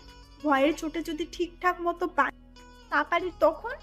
আচ্ছা মেরে মা, থাক, আপনাকে আর কাহিনী বানিয়ে বলতে হবে না। আমি যেভাবে বলবো সেভাবে স্যারকে বলবি, তাহলেই কোনো সমস্যা হবে না। বল, কি বলবো আমি স্যারকে? স্যার যদি জিজ্ঞেস করে ফোন কোথায় পাইছো, তখন বলবি ইউনিভার্সিটির পেছনে আম গাছের নিচে পাইছে। তারপর আবার যদি জিজ্ঞেস করে ওখানে গেছো কেন, তখন তুই বলবি আম খেতে গিয়েছিলাম। এবার বুঝছস কি কাহিনী বলবি? বুঝেছি। ওরা তিনজন এইভাবে আড্ডা দিতে থাকে। কিছুক্ষণ পর ক্লাস শুরু হয়। মেহের গ্রামারের কিছু টপিকস বোঝাচ্ছে আর যার যেখানে সমস্যা তা সলভ করে দিচ্ছে। মেহের যখন প্রথম বেঞ্চে টপিকস বোঝাচ্ছিল তখন মেঘা জুথিকে ফিসফিস করে বলে, জুথি, তুই স্যারকে টপিকস না বোঝার ভান করে এখানে রাখ, তারপর স্যার ফোন ফেরত দিয়ে দে। এখন দেব? ছুটির সময় দেই? আরে এখন দে, স্যারকে ছুটির সময় না পাইলে? জুথি কিছু বলার আগেই কারো ধমকে মেঘা আর জুথি কিছুটা ভয় পেয়ে যায়। সামনে তাকিয়ে দেখে মেহের ওদের ধমক দিয়েছে। কেন ধমক দিয়েছে বুঝতে পারছেন না তো? চলুন অতীতে। মেহের প্রথম বেঞ্চে পড়া বোঝালেও মেহেরের ধ্যান ছিল মেঘার ওপর। অনেকক্ষণ ধরে ফিস করে কথা বলতে দেখে মেহেরের রাগ উঠে যায়। মেহের মনে করে ক্লাসে স্যার থাকা অবস্থায় যদি কেউ অপ্রয়োজনীয় কথা বলে তাহলে স্যারকে অপমান করা হয়। তাই মেহের জোরে ধমক দেয়। বর্তমান। এই স্টুপিড মেয়ে, তোমার কোনো কমন সেন্স নাই? এটা ক্লাস নাকি কথা বলার জায়গা? সবসময় লাস্ট বেঞ্চে বসো কি কথা বলার জন্য? এখন যদি বলি এতক্ষণ ধরে আমি যা বোঝাইছি তা বলতে, তখন কি করবে? জানি কিছুই বলতে পারবে না। আমি বুঝি না এইসব মেডেল ক্লাস কিভাবে এই ভার্সিটিতে চান্স পায়। নিশ্চয়ই ঘুষ দিয়ে ঢুকছে। আরো কি জানি করো, স্যারদেরকে তারাও। তোমাদের মতো মেডেল ক্লাসের মেয়েদের দ্বারা এইসবই মানায়। বেয়াদব মেয়ে কোথাকার। মেহের কথায় প্রথমে ভয় লাগলেও মেঘাকে নিয়ে এত নিচ মনের চিন্তা ভাবনা দেখে মেঘা অবাক হয়ে যায়। মেঘা ভেবেছিল মেহের একটা ভদ্র ঘরের ছেলে। মেঘার ভাবনার ছেদ পড়ে মেহেরের কথায়। এখন তো চুপ থাকবাই, কিছু বলবাই বা কিভাবে? সারাক্ষণ তো বয়ফ্রেন্ডকে কি বলছে, কি দিছে, কখন কোথায় গেছি তা ফ্রেন্ডকে তো জানাতে হবে, তাই না? মেহের আর কিছু বলতে পারে না। মেঘা রেগে গিয়ে বলে, স্যার, একজনের সম্পর্কে না জেনে এত কিছু বলা ঠিক না। কি জানি বললেন? আমি মডেল ক্লাসের মেয়ে। ওকে ফাইন, আমি মডেল ক্লাসের মেয়ে। আমি না জানতাম না যে অন্যায়ের বিরুদ্ধে প্রতিবাদ করা, মেয়েদের সতীত্ব হরণ থেকে বাঁচানো, বখাটে ছেলেদের শাস্তি দেওয়া মডেল ক্লাসের মেয়েদের কাজ। যদি এইসব মডেল ক্লাসের মেয়েদের কাজ হয় তাহলে আমি বলবো সমাজে যাতে সব মেয়েরাই এমন হয়। একটানে কথাগুলো বলে একটা দীর্ঘশ্বাস ফেলে আবার বলে, আমি ঘুষ দিয়ে ঢুকছি এই ইউনিভার্সিটিতে, তাই তো? আরে স্যার, আপনি যদি তাই ভেবে থাকেন তাহলে আপনার ধারণা সম্পূর্ণ ভুল। আপনি হয়তো জানেন না যে আমি নিজের যোগ্যতায় সর্বোচ্চ নাম্বার পেয়ে এই ইউনিভার্সিটিতে ভর্তি হয়েছি। স্যার, আপনি হয়তো জানেন না যে আমি এই ইউনিভার্সিটির টপ স্টুডেন্টের মধ্যে একজন। মেঘার কথায় মেহের মনে মনে ভাবে, আসলে এই মেয়েটার সম্পর্কে না জেনে অনেক কিছু বলে ফেলছি। আর ওর সম্পর্কে আমার জানার কোনো ইন্টারেস্ট ছিল না। আমি শুধু জানতাম এই ক্লাসে একজন মেধাবী স্টুডেন্ট আছে, কিন্তু সেটা যে মেঘা হবে তা আমি ভাবিনি। মেহের আর কিছু ভাবতে পারল না। মেহেরের ভাবনায় ছেদ পড়ে মেঘার কথায়। মেঘা আবারও বলতে শুরু করে, আমি স্যারদের তাড়াই। ইয়েস স্যার, আমি স্যারদের তাড়াই, কিন্তু ক্লাসের একটা স্টুডেন্টও বলতে পারবে না যে আমি অকারণে স্যারদের তাড়িয়েছি। স্যার, আমি আপনাকে কি বলছি, আপনি নিজেই তো থালার এক পিঠ দেখে বিবেচনা করেন। আসলে স্যার, আমি যত স্যার তাড়িয়েছি তাদের মধ্যে কেউ ছিল নারী লালসা, কেউ ছিল পড়া বোঝাতে পারতো না, কেউ ছিল খালি মেয়েদের শরীরে হাত দিত, তাই তাদের উচিত শিক্ষা দিয়ে তাড়িয়ে দিয়েছি। মেঘার কথায় মেহেরের নিজের ওপর ঘৃণা হতে থাকে। মেঘা আবারও বলতে শুরু করে, আমি ক্লাসের লাস্ট বেঞ্চে বসে বয়ফ্রেন্ড নিয়ে কথা বলি। স্যার, আমি ভাবতেও পারিনি আপনার মন মানসিকতা এতটা নিচ্ছে। স্যার, আমি আপনার ফোন ফেরত দেওয়ার কথা বলছিলাম। ফোনের কথা শুনে মেহের মনে মনে বলে, ফোন? আমার ফোন তো কাল থেকে খুঁজে পাই না, তাই ভাবছি আজকে নতুন ফোন কিনবো, কিন্তু আমার ফোন ওদের কাছে কেন? মেহেরকে অন্যমনস্ক দেখে মেঘা বলে, স্যার, আমার কাছে কিভাবে এলো, তাই তো? আরে স্যার, কাল যখন আপনি ছিনতাইকারীদের মারতেছিলেন তখন ওখানে আপনার ফোন পড়ে যায়। আমি ফোনটা ফেরত দিতে পারতাম, কিন্তু আমার কাছে ফোন দেখলে আপনি নিশ্চয়ই আমাকে অনেক কিছু জিজ্ঞেস করতেন আর অনেক অপমান করতেন, তাই জুথিকে ফোন দিতে বলি। আর কি ভাবছেন? হ্যাঁ, আসলে ভুল আমারই। সেই প্রথম থেকেই আপনি আমাকে খারাপ হিসেবে চিনে এসেছেন। সরি স্যার, ক্লাসে বেয়াদবি করার জন্য দুঃখিত। মেঘা এই বলে কাঁদতে কাঁদতে দৌড়ে চলে যায় ক্লাস থেকে। মেঘার যাওয়ার দিকে মেহের তাকিয়ে থাকে। মেঘার এমন অবস্থা দেখে জুথি আর চুপ থাকে না। জুথি বলে, হোসেন ভাইয়া, টুকু স্যার, এই নিন আপনার ফোন। এই ফোনের জন্য মেঘা পৃথিবীর সবচেয়ে সুখী মানুষ ছিল, আবার এই ফোনের জন্য মেঘা পৃথিবীর সবচেয়ে অসুখী। আর স্যার, আমি প্রথমে আপনাকে হোসেন ভাইয়া বললাম কেন জানেন? কেন? জুথি বলতে যাবে তখন তানহা জুথিকে চুপ থাকতে বলে, কিন্তু জুথি তানহাকে উদ্দেশ্য করে বলে, তানহা, তুই আজ আমাকে আর বাধা দিস না। যে মেয়েটি সেই ক্লাস 6 থেকে ভালোবেসে আসছে হোসেন ভাইয়াকে, আজ আমাকে সব বলতে দে। জুথির কথা মেহেরের মাথার উপর দিয়ে যাচ্ছে। মেহের জুথিকে জিজ্ঞেস করে, আমাকে ভালোবাসে, তাও ক্লাস 6 থেকে? মানে বুঝলাম না। মানে হচ্ছে স্যার এইটা। জুথি মেহেরের ফোনের গ্যালারিতে ঢুকে মেহেরের ছোটবেলার পিক দেখায়। মেহের নিজের ছোটবেলার পিক দেখে বলে, এটা তো আমার ছোটবেলার পিক। এটা মানে কি? আমাকে ক্লিয়ারলি সব বলো। এই পিক মানে হচ্ছে স্যার, আপনি যখন এসএসসি ক্যান্ডিডেট ছিলেন সেই তখন থেকে মেঘা আপনাকে ভালোবাসে। মেঘা তখন ক্লাস 6 এ পড়ে। ওতে আমি, মেঘা আর তানহা ছিলাম সেই ছোট্টবেলার ফ্রেন্ড। আমরা তখন 6 এ পড়ি, কিন্তু আমাদের চিন্তা ভাবনা ছিল 10ম শ্রেণীর ছাত্রীদের মতো। ক্লাসের সবচেয়ে ফাজিল পোলাপান ছিলাম আমরা। পড়াশোনায় তেমন ভালো ছিলাম না, এই কোনো মতে পাশ করতে পারলেই চলে। একদিন আমরা 3 জন স্কুল শেষে হাঁটতেছি আর গল্প করতেছি। গল্পটা এমন যে, আচ্ছা তানহা, প্রেম করে কি মজা পাওয়া যায় রে? প্রেম করলে নিজের টাকা ভাঙতে হয় না, বয়ফ্রেন্ডের টাকায় বিন্দাস চলা যায়। আচ্ছা, বেচারাকে টাকা দিয়ে আমরা চললে ওরা চলবো কেমনে? রাস্তায় থালা হাতে নিয়ে নাকি? পরে আমাদের বয়ফ্রেন্ড যে হবে তাকে তো 2 দিনে রাস্তায় থালা নিয়ে বসতে হবে। আহারে বেচারা, আমার তো এখন জানুটার লাইগা দরদ লাগতেছে। কেন রে, বয়ফ্রেন্ডের জন্য কষ্ট লাগে নাকি? আরে কষ্ট তো আমারও লাগতেছে, যখন আমাদের কাছে থালা নিয়ে টাকা চাইবো তখন। এই বলে আমরা 3 জন হো হো করে হেসে উঠলাম। হঠাৎ মেঘা একটা ছেলে দেখে এক মনে তাকিয়ে থাকে। অনেকক্ষণ ধরে কথা বলছি, কিভাবে মেঘা কিছু বলছে না দেখে মেঘার দিকে তাকিয়ে দেখি ও আপনাকে দেখছে। আমি একটু গলা খাকারি দিয়ে বললাম, তো মিস, এক মনে কি দেখছেন যে আমরা এত কিছু জিজ্ঞেস করছি তার দিকে আপনার কোনো হিলদোল নেই? আমার কথায় মেঘার তবুও কোনো ভাবান্তর দেখলাম না। মেঘা ঘোল লাগানো কণ্ঠে বলে, এক অপরূপ সুন্দর রাজকুমারকে দেখছি। আমি আর তানহা মেঘার এমন কথা শুনে ভেতরে ভেতরে হাসতে হাসতে শেষ। তবুও নিজেকে কন্ট্রোল করে আবার বলি, তো সে যে রাজকুমার কিভাবে বুঝলে? ঠিক ওর মতো আমার রাজকুমারের ঠোঁটের ডান পাশে একটা তিল আছে। ও যেরকম ফর্সা ঠিক তেমনই আমার রাজকুমারও। ওর হাঁটা চলা, কথার ধরন, কণ্ঠ লম্বা, চুলের স্টাইল সবকিছুই আমার রাজকুমারের মতো। মেঘার এমন ক্রাশ খাওয়া দেখে আমি আর তানহা আর হাসি আটকাতে পারলাম না। আমরা দুইজন হো হো করে হি হি কইরা হাসতে থাকি। আমাদের এমন ভাবে হাসতে দেখে মেঘার হুঁশ ফিরে। মেঘা ফ্রুকুসকিয়ে আমাদের দিকে তাকিয়ে বলে, কিরে তোরা এমন করে হাসতেছিস কেন? তোদের আবার জিনে ধরলো নাকি? মেঘার কথায় আমরা দুইজন আবার হাসতে থাকি। অনেকবার হাসি থামানোর চেষ্টা করি, কিন্তু কিছুতেই থামাতে পারছিলাম না। তবুও অনেক কষ্টে হাসি থামিয়ে আমি বলি, আমাদের আবার কি হবে? আগে বল, তোর কি হয়েছে? কি তোকে আবার জিন ভূত ভর করেছে নাকি? আমার কথায় মেঘা কিছুটা বিরক্ত হয়ে বলে, আমাকে কোনো জিন ভূত ভর করতে পারবে না মাই ডিয়ার। ওর হাজবেন্ড ওদের ফালুদা করে ছাড়বে। আমরা এবার উচ্চস্বরে হাসতে লাগলাম।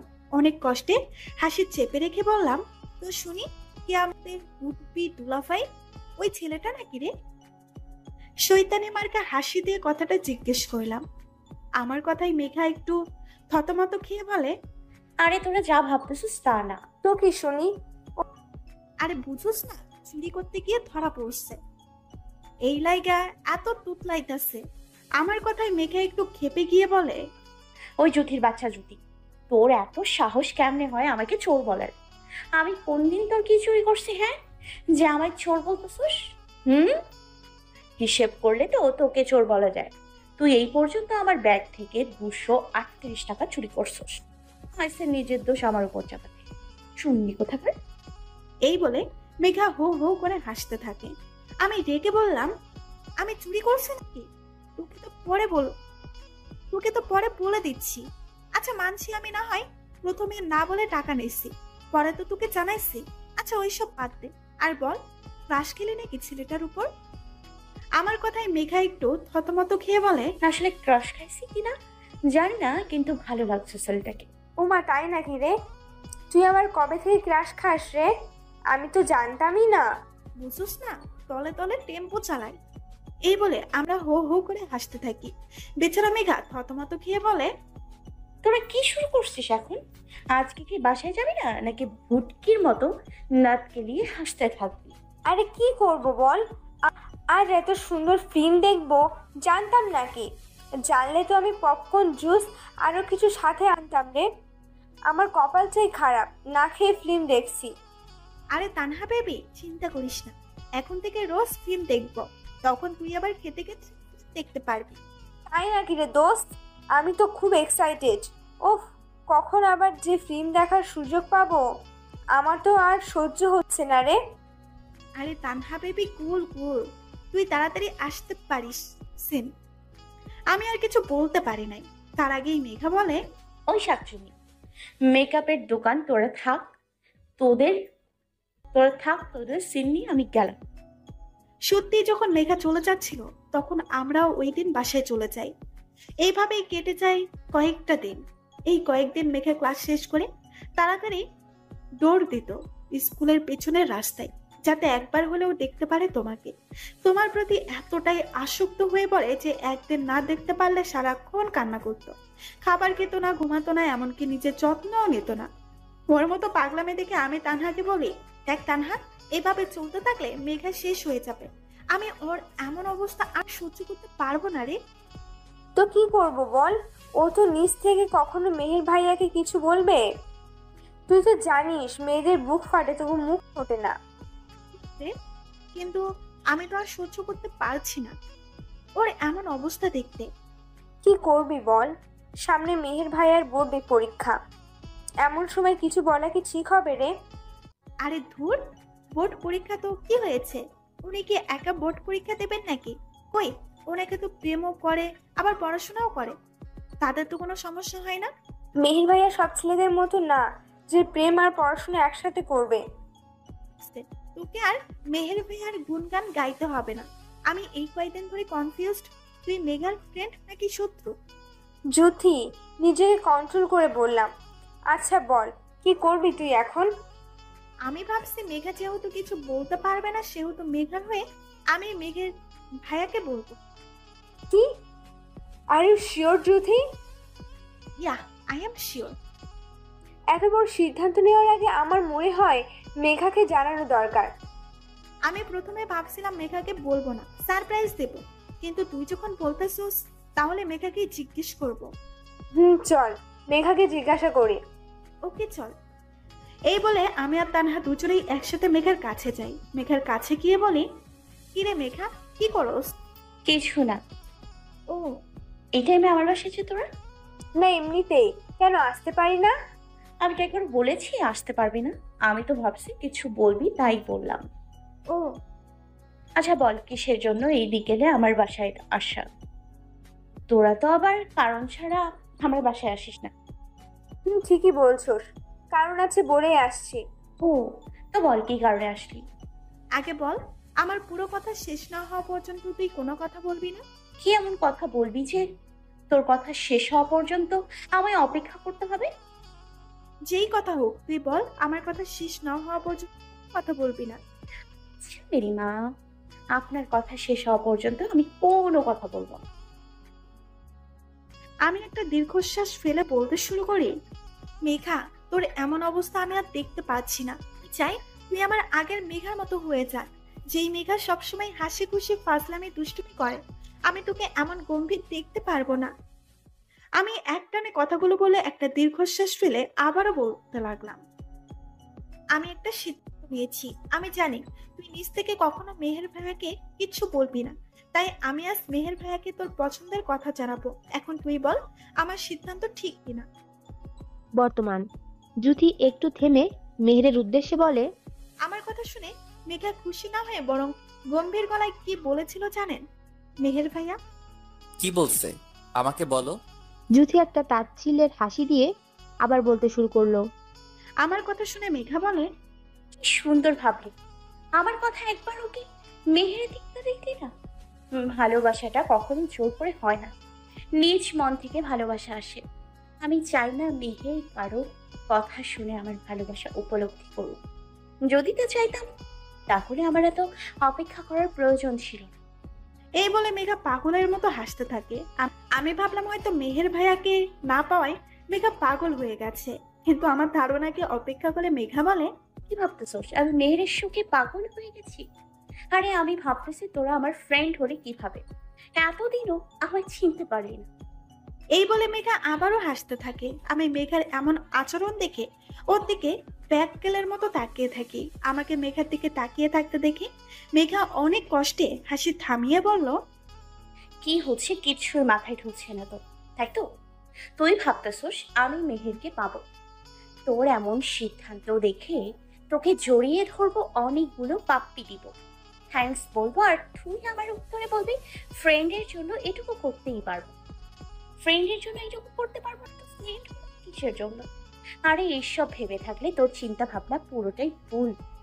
এরপর যা বলে তাতে আমার চোখ কপালে উঠে যায়। মেঘা বলল, তোরা কি ভাবছোস আমি ওকে পছন্দ করি? এই কথা বলবি আর ও নাচতে নাচতে আমাকে প্রপোজ করতে আসবে? আমার বাবার এত টাকা আর আমার মতো সুন্দরী মেয়ে দেখলেই প্রেমে পড়ে যাবে? আরে ও এমন ছেলে না, ও কারো বাবার টাকা আর সুন্দরী মেয়ের প্রতি আকৃষ্ট হয় না। মেঘা একটু থেমে আবার বলল, আমার থেকে হাজার গুণ সুন্দরী মেয়েও যদি ওকে প্রপোজ করে তাহলে ও হাসতে হাসতে রিজেক্ট করে দেবে। কেন রিজেক্ট করে দেবে জানিস? আমি কাকে কি বলতেছি তোরা কেমনে জানবি? জানলে আজকে আমাকে এই কথা বলতে পারতি। যেখানে এত সুন্দরী টাকাওয়ালা মেয়েকে রিজেক্ট করে দেয় যাতে ওর পড়ায় কোনো ক্ষতি না হয়, সেখানে আমি কি? ও কি মনে করে জানিস? যে মেয়ে প্রেমের প্রস্তাব দেয় সে মেয়ে কখনোই ভালো তো হবেই না, উল্টো তার পড়াশুনো শেষ হবে। তো এখনো বল, মেহেরকে গিয়ে বলবি আমি তাকে পছন্দ করি। আমি আর তানহা কি বলবো কিছুই বুঝতে পারছি না। দুইজনেই যেন তখন পাথরের মূর্তি হয়ে গেছিলাম। আমি মুখ দিয়ে কিছু বলবো তার আগেই মেঘা বলে ওঠে, তোরা আমাকে কখন বুঝিসনি। এখন যদি উনি জানে আমি ওনাকে ভালোবাসি তাহলে অন্য মেয়েদের মতো আমিও ওনার কাছে খারাপ হয়ে যাব। থাক না কিছু ভালোবাসা একতরফা, এতে তো কারোর কোনো ক্ষতি নেই। অযথা ভালোবাসি কথা বলে খারাপ হওয়ার কি দরকার? আজ আমি যেন স্ট্যাচু হয়ে গেছি, আমার মুখ দিয়ে কোনো কথা বের হচ্ছে না। আমি তরফা ভেবে গেছি। সত্যি যদি মেহের ভাইয়া না মানতো তাহলে তো মেঘা সহ্য করতে পারতো না। আমি তখন আর কিছুই ভাবতে পারছিলাম না। নিজেকে খুব বড় অপরাধী মনে হচ্ছিল। আমি আর কিছু ভাবতে পারি না। আমার ভাবনায় সেট পড়ে তানহার কথায়। তানহা বলে ওঠে, তুই আমার একটু বেশি ভাবতেছোস না? যদি এর উল্টো হয় তখন? সবসময় যে খারাপ হয় তা কিন্তু না। এমনও তো হতে পারে ভাইয়া তোকে একসেপ্ট করে নিছে, বলে দেখলে তো কোনো ক্ষতি নাই। তানহার কথায় আমিও সব দ্বিধা ছেড়ে ফেলে বলে উঠি, মেঘা তানহা তো ঠিকই বলেছে, একবার বলে দেখলে তো আর কোনো সমস্যা নেই। আমাদের কথা শুনে মেঘা যে এত রেগে যাবে আমি ভাবিনি। মেঘা রাগে গসগস করতে করতে বলে ওঠে, তোরা যদি মেহেরকে কিছু বলোস তাহলে আমার মরা মুখ দেখবি। আমি কি করব বুঝতে পারছিলাম না। ওইদিকে মেঘার এমন কথা শুনে তানহা ফুপিয়ে ফুপিয়ে কাঁদতে থাকে। নিজেকে কন্ট্রোল করে বললাম, মেঘা পাগল হয়েছিস নাকি? এবার বলছোস কিছু বললাম না। আর কোনোদিন মরার কথা বললে তোকে আর কষ্ট করে মরতে হবে না। আমি নিজেই তোকে মেরে পালি চাপা দিয়ে আসবো। আরো অনেক কিছু বলে বুঝিয়ে শুনিয়ে আমরা নিজেদের বাসায় চলে যাই। এদিকে তোমার ভাইয়া বোর্ড পরীক্ষা শুরু হয়ে যায়। দেখতে দেখতে তোমার পরীক্ষাও শেষ হয়ে যায়। এরপর আর তোমাকে স্কুলে আসাই দেখতাম। এমনকি রাস্তার উলিগলিতেও তোমার দেখা পাওয়া যেত না। তোমাকে না দেখতে পেয়ে মেঘা প্রচুর ভেঙে পড়ে। ঠিক মতো খাওয়া দাওয়া করে না, নিজের যত্ন নেয় না। স্কুলেও আসতো, এমনকি আমাদের সাথে 15 দিন কোনো কথা বলে নাই। সারাক্ষণ ঘরে দরজা বন্ধ করে ফুপিয়ে ফুপিয়ে কান্না করতো। তোমার এভাবে চলে যাওয়া ও কিছুতেই মানতো না। একদিন আমি আর তানহার ডিসিশন নেই, যেভাবেই হোক মেঘার সাথে কথা বলবো। দরকার হলে সারা দিন রাত অপেক্ষা করব, তবুও কথা বলে ছাড়বো। যেই কথা সেই কাজ। আমরা সকালে মেঘার বাসায় যাই। অনেকক্ষণ ওর দরজায় টোকা দেয় কিন্তু খুলে না। তাই আন্টিকে বাধ্য হয়ে জিজ্ঞেস করতে আমরা আন্টির কাছে গিয়ে জিজ্ঞেস করি, আন্টি মেঘা এখনো ওঠে নাই? আগে তো ভোরে ঘুম থেকে উঠতো, তাহলে আর একটা লেট যে? আমাদের কথায় কান্না করতে করতে অস্পষ্ট গলায় বলে, জানি না মেয়েটার কি হয়েছে, ঠিক মতো খায় না, নিজের যত্ন নেয় না, স্কুলে যায় না, কথা বলে না। আমার মেয়েটা কেমন জানি চুপ হয়ে গেছে। আমি আমার মেয়ের এমন অবস্থা সহ্য করতে পারছি না। তোমরা আমার মেয়েকে আগের মতো করে দাও। আন্টির কথা শুনে আমরাও আন্টির সাথে কান্না করে দিই। আমাদের কান্না করতে দেখে আন্টি আরো জোরে জোরে চিৎকার দিয়ে কান্না করতে থাকেন। আন্টিকে এমন করে কান্না করতে দেখে আমি নিজেকে কন্ট্রোল করে আন্টিকে বললাম, আন্টি আপনি এইভাবে ভেঙে পড়বেন না। এখন তো আমরা আসছি, দেখবেন সব ঠিক হয়ে যাবে। মেঘাও ঠিক আগের মতো হয়ে যাবে। তোমার কথা যাতে সত্যি হয়। দেখছো তোমরা কখন আমার বাসায় আসছো, আমি এখনো কিছু খেতে দিলাম না। আরে আন্টি এত ব্যস্ত হতে হবে না, আমরা খেয়ে আসছি। তুই বাসা থেকে খেয়ে আসছোস, ভালোই হয়েছে। তোর ভাগেরটা আমি খেতে পারবো। হ খা, শুধু আমার ভাগেরটা না, পুরো রান্নাঘরে সব খাবার খেয়ে ফেল, রাক্ষসী। তুই এটা কি বললি? আমি কি আর ইচ্ছে করে খাবো বলছি নাকি? আন্টি বলছে তাই রাজি হয়েছি। তুই তো জানিস আমি আবার বড়দের কথা ফেলতে পারি না। আন্টি আপনি বলেন, আমি ঠিক বলছি না? একদম ঠিক বলছো। এটা তো তোমারই বাসা, যা ইচ্ছে করবে আমাকে বলবে। আমার প্রতি আন্টির এত কেয়ারিং দেখে তানহা লুচের মতো ফুলছে। আমি তাদেরকে মুস্কি মুস্কি হাসছি। খাওয়া দাওয়া শেষ করে আন্টির সাথে গল্প করতে লাগলাম। হঠাৎ মেঘার দরজা খুলে। মেঘাকে দেখে আমার চোখ কপালে উঠে গেছে। এই কয়দিনে মেয়েটা শুকিয়ে কাঠ হয়ে গেছে, চোখের নিচে কালি পড়ে গেছে। আমি আর তানহা দৌড়ে গিয়ে জড়িয়ে ধরি মেঘাকে, আর কান্না করতে করতে বলি, ওই কুত্তা, আমরা কি তোর কেউ হয় না? কেমনে ভুলে গেলি আমাদের? স্কুলে যাস না, বাসায় সারাক্ষণ দরজা লাগিয়ে রাখোস। মানছি জুথি রাক্ষসী, কিন্তু আমি তো মানুষ। তাহলে আমার সাথে কথা বলুস না কেন?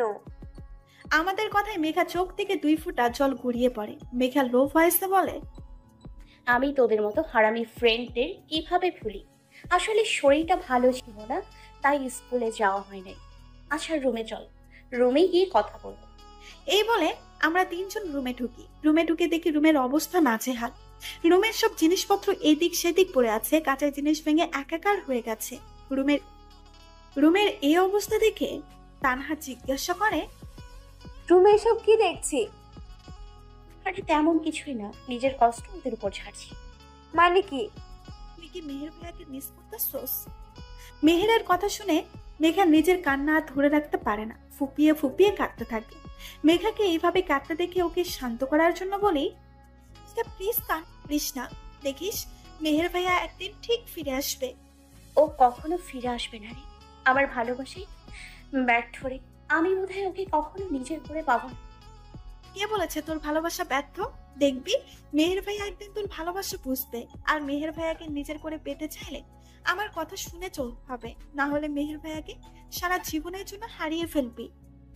মেহের ভাইয়াকে হারানোর কথা শুনে মেঘা বলে ওঠে, না না, আমি মেহেরকে কখনো হারাতে পারবো না। তুই বল আমায় কি করতে হবে। এই তো গুড গার্ল, তুই তো জানিস যে মেহের ভাইয়া কেমন মেয়ে পছন্দ করে, সো মেহের ভাইয়ের পছন্দের মেয়ে হিসেবে তোকে গড়ে তুলতে হবে। কিন্তু ও আমাকে তাহলে ভালোবাসবে? মেহের ভাইয়া ভালোবাসবে না তো ওনার বাপ ভালোবাসবে। ওই কি বলস? মেহের ভাইয়ার কেন ভালোবাসতে যাবে? আরে ডায়লগটা একটু ফুল বলে ফেলেছি রে। তুই তো খালি ভুলে ডায়লগ মারবি।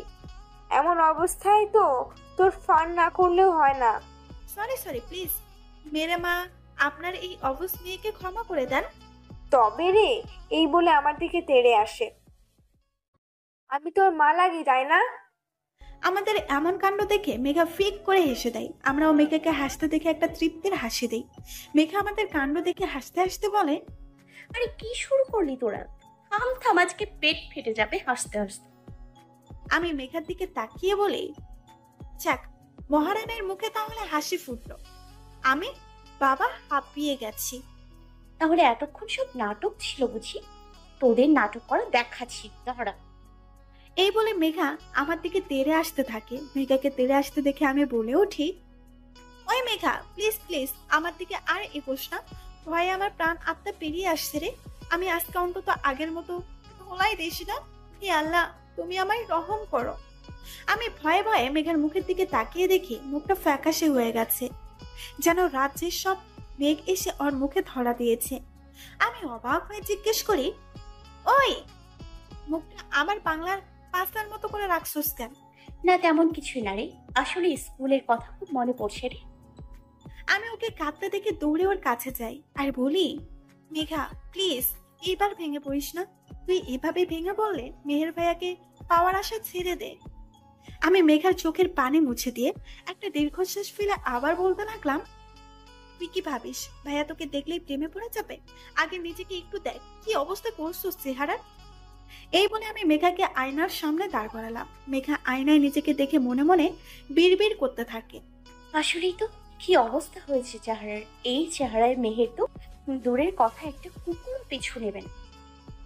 হয়তো বলবি চেহারা দেখে ভালোবাসা হয় না, যদিও মেহের ভাইয়া চেহারা না আদর্শকে পছন্দ করেন। আচ্ছা চেহারার কথা না হয় বাদে দিলাম, কিন্তু পড়াশোনায় খারাপ হলে মেহের ভাইয়া কখনো তোকে অ্যাকসেপ্ট করবে না। আমার কথায় মেঘা আমার দিকে চঞ্চল চোখে তাকাই। আমি ওর তাকানোকে উপেক্ষা করে আমি বলতে লাগলাম, যেখানে এত সুন্দরী মেয়ে মেহের ভাইয়াকে ঘায়েল করতে পারে নাই রূপ দিয়ে, তার মানে বোঝা যায় ভাইয়া রূপে না গুণে মুগ্ধ হন। আর এটাই তোর সুযোগ মেহের ভাইয়াকে পাওয়ার। তা বুঝলাম, কিন্তু কেমন গুণের কথা বলছস? গুণ মানে তোকে পড়ালেখায় টপে থাকতে হবে, সবসময় নিজের যত্ন নিতে হবে, গরিবদের ভালোবাসতে হবে, মা বাবার অবাধ্য হওয়া যাবে না, সবসময় শালীনতা বজায় রাখতে হবে। এইসব গুণের কথা বললাম কেন জানিস? কেন?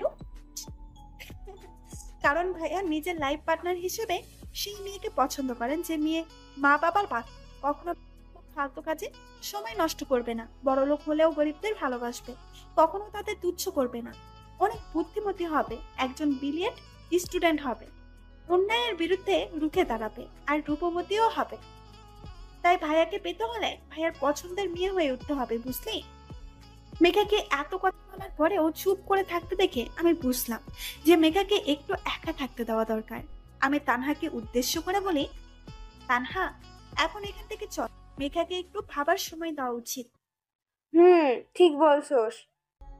আমি আর তানহা দুইজনে একসাথে মেঘাকে বলি, আমরা এখন আসি, আর আমার কথা একটু ভেবে দেখিস। এই বলে আমরা দুইজন চলে যাই। ওইদিকে সারাক্ষণ আমার কথাটা নিয়ে ভাবতে থাকে। এমন কোনো দিন নাই যে আমার কথা ভাবে নাই। প্রায় 7 দিন পর মেঘা ডিসিশন নেয়, না আমি আর এভাবে ঘরে বসে থাকবো না। জ্যোতি তো ঠিকই বলেছে, আমাকে মেহেরের পছন্দের মেয়ে হয়ে উঠতে হবে। আমি আজ থেকে শুরু করবো আমার পথ চলা। মেঘা সকালের নাস্তা শেষ করে স্কুলে আসে। আমি প্রথমে মেঘাকে দেখে ভূত দেখার মতো চমকে উঠলাম। আমাকে এইভাবে তাকিয়ে থাকতে দেখে তানহা বলে, কি রে, এইভাবে সামনে তাকিয়ে আসুস কেন? মনে হচ্ছে তোর সামনে কোনো ভূত দাঁড়িয়ে আছে, আর তুই তো তা দেখে ভয়ে দাঁড়িয়ে পড়ছস। তানহা আমাদের দিকে তাকিয়ে মেঘাকে দেখে অবাক। এই চরম পর্যায়ে পৌঁছে যায়। তানহা এখনো কনফিউজড যে ও সত্যি মেঘাকে দেখছে কিনা। আমাদের এইভাবে তাকিয়ে থাকতে দেখে মেঘা মুচকি হেসে আমাদের সামনে এসে তুড়ি মেরে বলে, এভাবে হাঁ করে থাকলে মশার 14 গোষ্ঠী তোদের মুখে ঢুকে যাবে। মেঘার কথায় আমাদের হুঁশ আসে। আমি মেঘার দিকে তাকিয়ে বললাম, তানহা, আমি যা দেখেছি তুইও কি তা দেখতেছোস? আমি কনফিউজড রে, আমার সামনে সত্যিই মেঘা দাঁড়িয়ে আছে কিনা। তোর কনফিউজড নিয়ে থাক, আগে আমায় একটা চিমটি কাট, তারপর বক বক বক বক কর। তানহা চিমটি কাটার আগে মেঘা অনেক জোরে চিমটি কাটে। আমি ব্যথায় চিৎকার করি, আউফ! কেউ এভাবে চিমটি কাটে? পুরো মাংস উঠিয়ে ফেললো রে। আম্মু, তুমি তোমার মেয়েকে এই দুষ্টু ডাইনি থেকে বাঁচাও। কি হলো, বেশি লাগছে বুঝি? আহারে বেচারি। দোস্ত, তুই তার মানে সত্যি আমার সামনে? আমার তো বিশ্বাসই হচ্ছিল না। ও তাই নাকি রে? তাহলে তোকেও একটা চিমটি কাটি, তোর সব কনফিউজ দূর হয়ে যাবে দেখিস। না না, তার দরকার নাই, আমার বিশ্বাস হয়েছে যে তুই আসছস। যাক, তোদের তাহলে বিশ্বাস করাতে পারলাম। আমি আর তানহা দুজনে বারবার অবাক হচ্ছি। যে মেয়ে স্যারদের লেকচার শুনলে বলতো বড় হাম্বা হাম্বা করছে, সেখানে এত মনোযোগ দিয়ে স্যারের কথা শুনছে, সবার সাথে শালীনতা বজায় রাখছে, ঠিক মতো পড়া শিখে আসে, বেয়াদবি করে না। এক কথায় বলতে গেলে একটা আদর্শ মেয়ে হিসেবে পারফেক্ট। এইভাবে মেঘা এক অন্য মেঘায় পরিণত হয়। কিন্তু দিন যত যাচ্ছে মেঘা তত রাগী হয়ে যাচ্ছে। মেঘার কাজের সময় কেউ ডিস্টার্ব করলে ও ক্ষেপে যায়, ওর দিকে কেউ কুনজরে তাকালে ওর অবস্থা খারাপ করে ফেলে, আর খারাপ কথা বলে সে সেখানেই শেষ। ওর রাগ শুধুমাত্র আপনার কথা বলে শান্ত হতো। ও আপনাকে আজও ভুলে নেই। আমরা ওকে অনেকবার বলছি আপনাকে ভুলে যেতে, কিন্তু ওর একটাই কথা, ও প্রেম করলে আপনার সাথে করবে, নয়তো সারা জীবন কুমারী হয়ে থাকবে, তবুও অন্য কাউকে ভালোবাসতে পারবে না। বর্তমান মেঘার জীবন কাহিনী শুনে সবার চোখে পানি টলমল করছে। মেহেরের চোখ দিয়ে তো অজস্র পানি পড়ছে। জুথির মুখে একটা তৃপ্তির হাসি ফুটে ওঠে, এই ভেবে হয়তো ভাইয়া এবার মেঘাকে মেনে নেবে। মেহের নিজের চোখের পানি মুছে মৃদু কণ্ঠে জিজ্ঞেস করে, যদি তোমার কাছে কি মেঘার ক্লাস 6 এর পিক আছে? মেহেরের কথা শুনে জুথি অবাক। স্যার মেঘার এত আগের পিক কেন চাইছে? মেহের আবার বলে, কি হলো, পিক আছে তোমার কাছে? স্যার আছে। ওকে, তাহলে ফোনটা বের করে পিক দেখাও আমায়। মেহেরের কথায় পুরো ক্লাসের স্টুডেন্ট অবাক। জুথি আর তানহা তো অবাকের শীর্ষমুখী। সবাই এভাবে তাকিয়ে থাকতে দেখে মেহের ধমকের সুরে বলে, এভাবে ভ্যাবলার মতো তাকিয়ে না দেখে বাসায় চলে যাও। আর কি মনে করেছো তোমরা যে ক্লাসে ফোন নিয়ে আসো তা আমি জানি না? আজ তোমাদের আর ক্লাস করতে হবে না। আর হ্যাঁ, আজকে যা যা শুনেছো তা নিজেদের মধ্যে রাখবে, কোনো এদিক সেদিক যেন না হয়। Understand everyone? Yes sir, we are better, understand. এরপর সবাই এক এক করে চলে যায়। তানহা আর জুথি চলে যেতে নিলে মেহের বলে ওঠে, তোমাদের আমি যেতে বলেছি। জুথি আর তানহা মেহেরের চোখের দিকে তাকিয়ে ভয় পেয়ে যায়। জুথি ভয়ে আমতা আমতা করতে করতে বলে, না, হ্যাঁ স্যার, আপনি তো বলেছিলেন, আর আজ ক্লাস করতে হবে না, সবার ছুটি, তাই চলে যাচ্ছিলাম। আমি যাতে তোমাদের সাথে আলাদাভাবে কথা বলতে পারি তার জন্য এত রিস্ক নিয়ে ক্লাস ছুটি দিয়ে দিছি, আর তোমরাই চলে যাচ্ছ? সরি সরি স্যার, আসলে আমরা বুঝতে পারি নাই। আরে রাখো তোমাদের আসল আর নকল, আগে মেঘার ক্লাস 6 এ থাকতে পিক দেখাও। জুথি ভয়ে তাড়াতাড়ি ফোন বের করে দেয়। ফোন হাতে নিয়ে মেহের রাগী চোখ দিয়ে জুথির দিকে তাকায়। জুথি ভয়ে ভয়ে বলে, কি হয়েছে স্যার? মেহের রাগে গজগজ করতে করতে বলে, তোমার মাথায় কি গোবর ছাড়ার কিছু নাই? ফোনে লক করা আছে, তা কি জানো না? সরি সরি স্যার, আমি আসলে খেয়াল করি নাই। সরি মাই ফুড, তাড়াতাড়ি লক খোলো। এই বলে মেহের ফোন জুথির দিকে এগিয়ে দেয়। জুথি ভয়ে তাড়াতাড়ি লক খুলে দেয়। মেহের গ্যালারিতে ঢুকে অনেক পিক খোঁজার পর মেঘার সেই ছোটবেলার পিক দেখে মনে মনে বলে, তুমি তাহলে মেঘা? এর জন্য তোমার উপর আমি রাগ করতে পারতাম না। তোমার চোখের দিকে তাকালে কেমন অনুভূতি হতো, তোমার কিস আমায় ভাবাতো। আমি আর তোমাকে দূরে রাখবো না, শীঘ্রই আমি তোমাকে আমার ঘরের বউ করে নিয়ে আসবো। তবে আমি জানি তুমি আমার সহজ কথায় রাজি হবে না, তাই মেহের তানহা আর জুথিকে উদ্দেশ্য করে বলে, এখন তোমরা বাসায় চলে যাও। আর আমাকে যে মেঘার ব্যাপারে বলছো তা যেন মেঘা ঘুণাক্ষরেও টের না পায়। মেহের কথার জবাবে জি স্যার বলে ওরা চলে যায়। মেহের স্কুল থেকে বেরিয়ে বাসায় চলে যায়। ডিনারে মেহের তার বাবা মাকে উদ্দেশ্য করে বলে, বাবা মা, তোমরা তো চাও আমি বিয়ে করি, তাই তো? মেহেরের কথা শুনে মেহেরের বাবা মা অবাক হয়ে যায়। মেহেরের মা বলেন, বাবা তুই ঠিক আছিস তো? তোর শরীর টরীর খারাপ করলো না তো আবার? মায়ের এমন আচরণ দেখে মেহের গম্ভীর গলায় বলল, আমি একদম ঠিক আছি। এইসব ফালতু কথা বাদ দাও তো, আমি যা বলছি শোনো। আমি এতদিন বিয়ে করতে চাই নাই, কারণ আমি আমার মেঘ পাখিকে ভালোবাসতাম বলে। কিন্তু জানো, আমি লন্ডনে চলে যাওয়ার 5 বছর পর দেশে ফিরে মেঘকে অনেক খুঁজছি, তবুও পাই নাই। শেষমেশ ভাবি মেঘ নিশ্চয়ই তার স্কুল বদলাবে না। এই বিশ্বাসে আমি ভার্সিটিতে জয়েন হই, শুধুমাত্র আমার মেঘ পাখিকে খুঁজে পাওয়ার আশায়। আজ আমি আমার মেঘ পাখিকে খুঁজে পেয়েছি, আর আমি ওকে অনেক ভালোবাসি। তাই এই সপ্তাহে ওকে বিয়ে করতে চাই। মেয়ে নিয়ে তোমাদের চিন্তা করতে হবে না, কারণ মেয়ে আমার মনের মতো। আর তোমরা তো আমাকে চিনোই, আমার রুচি কেমন তাও জানো। কাল তোমরা মেয়ে দেখতে যাবা। মেহেরের বাবা মা দুজনেই অবাকের চরম পর্যায়ে পৌঁছে গেছে। তারা একটু আঁচও পেল না যে তার ছেলে একটা মেয়েকে ভালোবাসে। ছেলের মুখে বিয়েতে রাজি হওয়া আর এমন ভালোবাসা দেখে তারাও রাজি হয়ে যান। এইদিকে মেঘা সারাদিন রুমের দরজা লক করে কান্না করতে থাকে, আর মেহেরের 14 গোষ্ঠী উদ্ধার করে ফেলছে গালি দিয়ে। কান্না করতে করতে কখন যে ঘুমিয়ে পড়ছে নিজেও জানে না। ঘুম থেকে উঠে দেখে 10টা 23 বাজে। মেঘা আস্তে আস্তে সব মনে করার চেষ্টা করে। মেঘার সবকিছু মনে পড়েও যায়। মেঘা বলে, শালা খবিশ কুত্তা বিলাই হনুমান কচ্ছপ হারামি, তোকে আমি সামনে পেলে আলুর ভর্তা বানিয়ে কুকুরকে খাওয়াতাম। তোর জন্য আমার এখন খিদায় পেট ছুঁই ছুঁই করতেছে। আমি বাবা সহ্য করতে পারবো না উঠার জ্বালা। যাই ফ্রেশ হয়ে গিয়ে দেখি কি রান্না করছে। এই বলে মেঘা তোয়ালে নিয়ে ওয়াশরুমে চলে যায়। অন্যদিকে মেহের নিজের পার্সোনাল নাম্বার থেকে মেঘাকে ফোন করে। মেঘা ওয়াশরুম থেকে বেরিয়ে দেখে ফোন বাজছে। মেঘার কারো সাথে কথা বলার এখন ইচ্ছে নাই, তাই ফোন রিসিভ করে না। এই বলে মেঘা রুম থেকে বের হয়ে যায় খাবার খেতে। প্রায় 10 কল দেওয়ার পরও কল রিসিভ না করায় মেহের মেসেজ লিখে সেন্ড করে যে, এবার কল রিসিভ না করলে আমি তোমার বাসায় আসতে বাধ্য হব। তবুও কোনো রেসপন্স না পেয়ে মেহের কপট রাগ নিয়ে গাড়ি ড্রাইভ করে মেঘার বাসায় যাওয়ার উদ্দেশ্যে। অন্যদিকে মেঘা খাবার খেয়ে নিজের রুমে এসে ফোন হাতে নিয়ে দেখে, আল্লাহ এতবার কল দিছে কেন খবিশটাই? নিশ্চয়ই সরি বলার জন্য ফোন।